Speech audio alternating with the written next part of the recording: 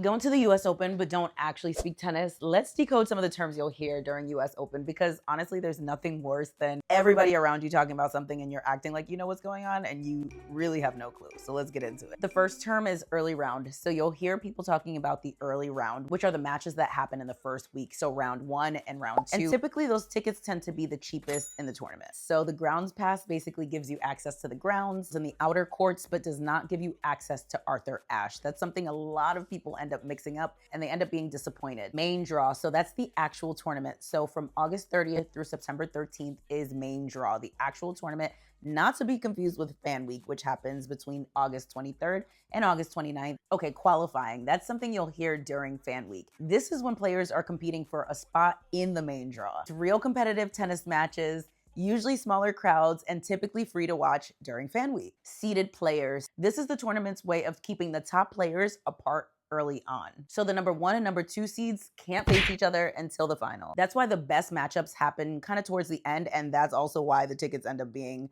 more pricey towards the end. Those are the matches that people are pressed to see. The stakes are super high for those matches. This was helpful. Save this before any of your friends ask you what any of these terms mean, because at least now you know.